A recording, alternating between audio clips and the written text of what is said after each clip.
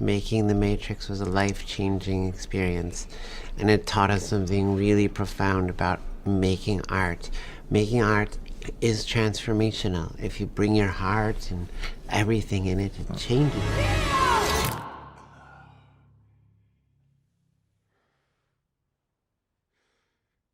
I remember this. He's the perfect age to do this right now, just like we're the perfect age. Everything about it seems to be just in focus in a way, and he's at this cusp age where if he was too much older it wouldn't be possible, and if he was too much younger it wouldn't have as much weight and resonance. And you see Carrie and Keanu reflecting that in this way that is only possible because of the time that has passed and the way that you can feel temporality and mortality in that passing time. You knew who you were, and you knew who you were as an artist, and there were actual shots that I said, okay, I kind of have an idea of what that shot was. I'm not gonna go watch the trilogy, I just kind of know what the shot is. And I'm gonna kind of do that shot again in a way that tells you that I'm doing that shot again, but I literally can't make it the way I made it before. I mean, it's like a cliche, you can't step in a stream or whatever, million cliches about it, but you can see how different I am as like a person, as an artist in every frame.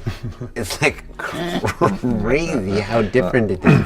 Even though I'm kind of trying to do things that are, I wouldn't say nostalgic, but are about the creation of this piece of art. I think about things like aesthetically, Bullet Time was this desire to decouple time and space in cinema because they're so linked.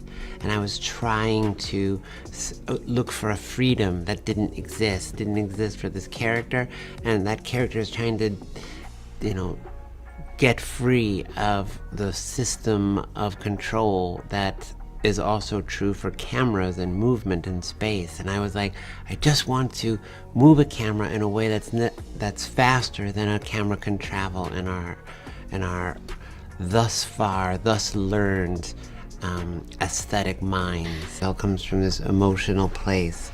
And I think about things intellectually, but it's all led by this emotion, this desire to say something about my heart to other people's hearts. And that became more and more clear through my career. I have tried to bring more of my life into my art and my art into my life. I really try to bring them together. And what's great to be here is that The Matrix sort of brought us all together in a way. This is the moment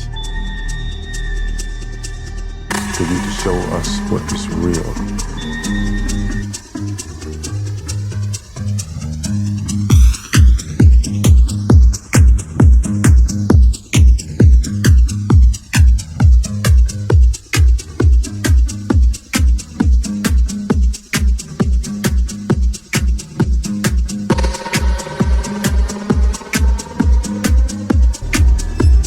This is the moment for you to show us what is real.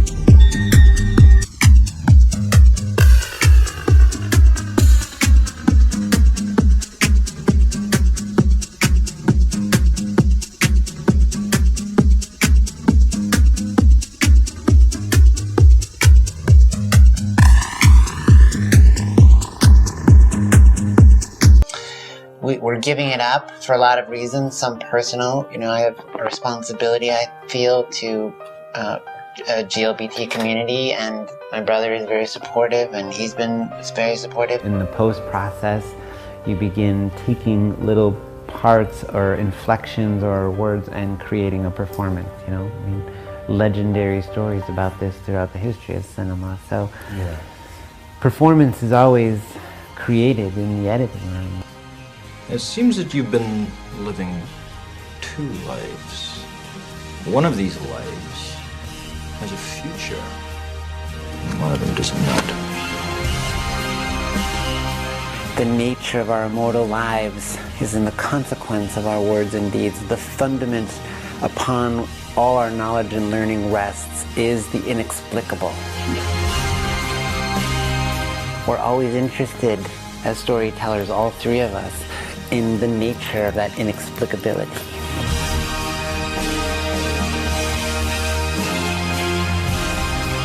To deny our own impulses is to deny the very thing that makes us human.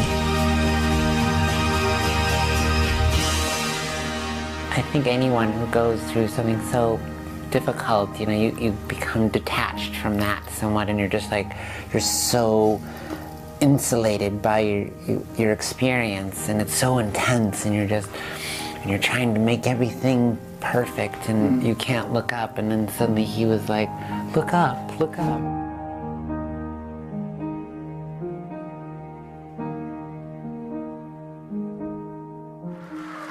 Ladies and gentlemen, please join me in welcoming to the stage the 2012 Human Rights Campaign Visibility Award recipient, Lana Wachowski.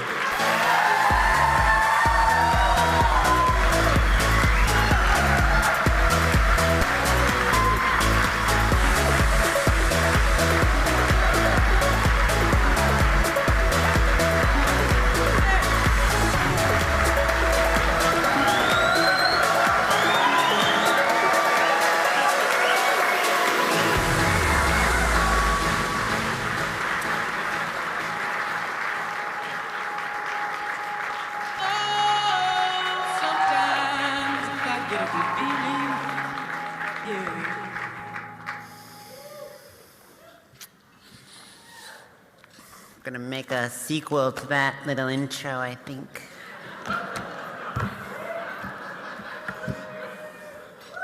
I didn't have Final Cut on that. Hi.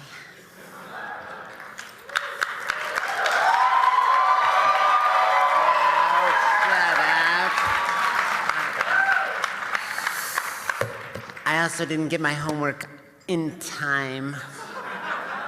Just doing it last minute, so I don't have it in the nifty pretend that I'm not really reading this. So you'll know I'm reading this. Okay. Haven't given a speech ever. Okay, I get it. You're very encouraging. I love you. So, I'm at my hairdresser's.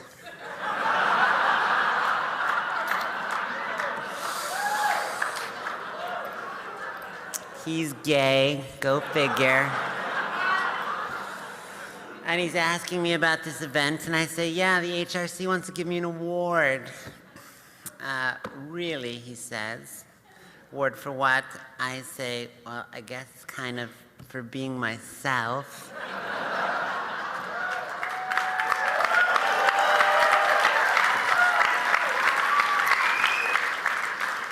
And he's like playing with my hair, and he's looking at me like, yeah, I guess you make a pretty good you. And I'm like, yeah, well, there wasn't a lot of competition.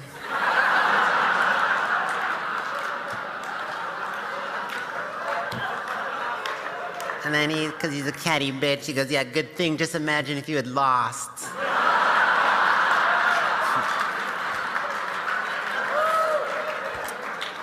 So I've been going to this hairdresser, who's this gorgeous, lovely man, for almost 6 years. He knows everything about my family, how close I was to my grandma, how I met and married the love of my life.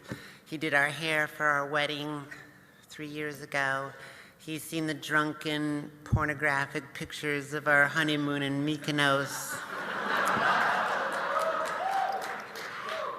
But he doesn't know that I directed the Matrix trilogy with my brother Andy. And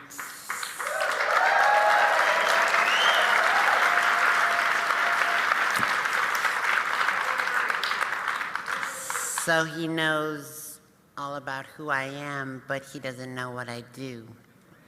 Conversely, I was recently out to dinner with a mixture of friends and strangers who are all very excited to meet a Hollywood director. But all they want to do is ask about Keanu Reeves, Tom Hanks, and Halle Berry.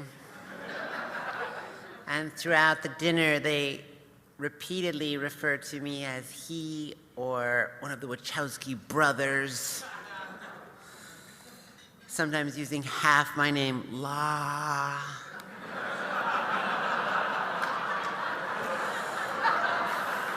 As an awkward bridge between identities, unable or perhaps unwilling to see me as I am,